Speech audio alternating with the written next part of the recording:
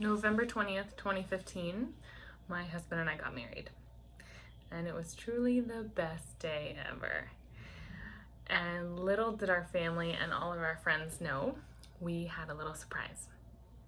And so after the ceremony, we called our family up on stage, and we had our parents stand in a line and hold out their hands and close their eyes. We placed something in their hands, and on three we told them to open them.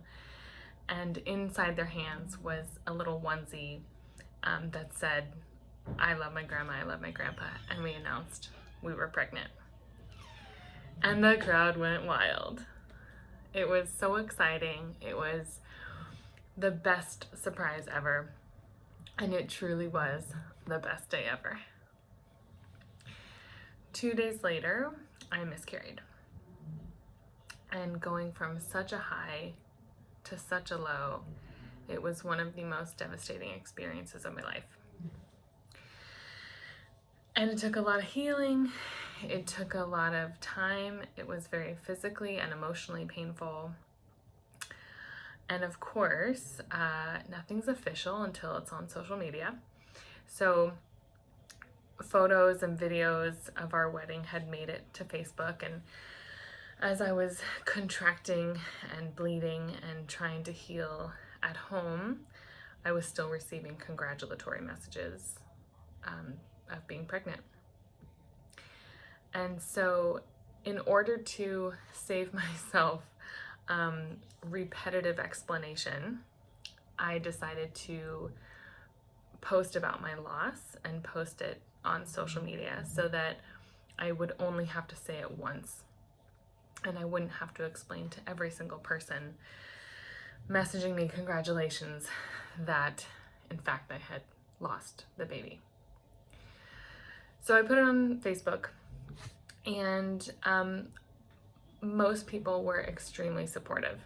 I received messages from friends and acquaintances that they had been through the same thing, they had been through multiple times, and it was far more people than I expected.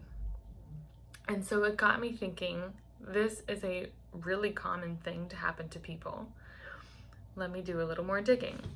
And through my research, I found out that approximately 1 in 4 women go through some sort of loss. That's a staggering number. That is a lot of people, and nobody talks about it. And I think that's part of the problem. So in posting my loss, I also got some pushback that some people felt it was inappropriate that I announced too soon. And why did I even tell people in the first place? And my answer was because I wanted to. I was excited and wanted to share my love and excitement for this child with everybody in my life. And there really should be no other explanation than that. But in doing my digging and researching, I found that because this happens to so many people, I wanted to learn more. And I found that as women particularly, the more we talk and communicate and connect with each other, the hormone progesterone increases. So the hormone progesterone is responsible, pro-gestation, it's responsible for keeping you pregnant.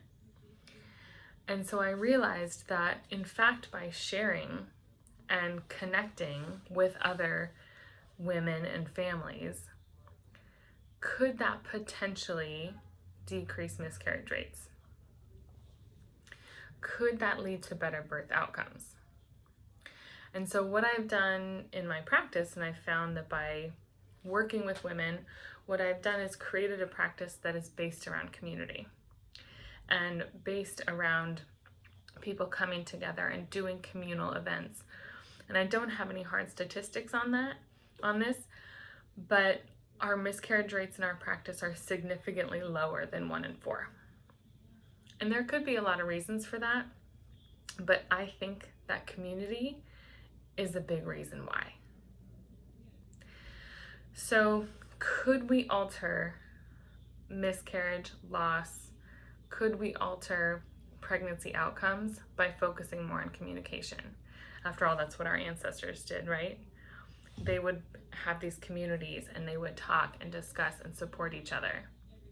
So if we did more of that now, wouldn't that help? I certainly think so. So I look back to those days where I was going through this painful experience, thinking, how am I going to face the birth community when I can't even keep a pregnancy myself?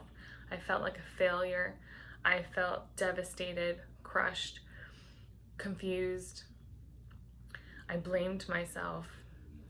And I look back now and I see that that loss was an incredibly powerful message brought to teach me, one, to have such an appreciation for birth and pregnancy and the miracle of life and know that it is precious. And it just solidified the need for more community in my mind. And so looking back, I see that it was such a dark time. It was so painful. It was so devastating. And I thought, how am I ever going to recover from this? But I know that it was a lesson just to get me to the next step and to create this community and to bring women together, particularly women who are pregnant or trying to get pregnant. And I think that is one of the most powerful lessons that we can do.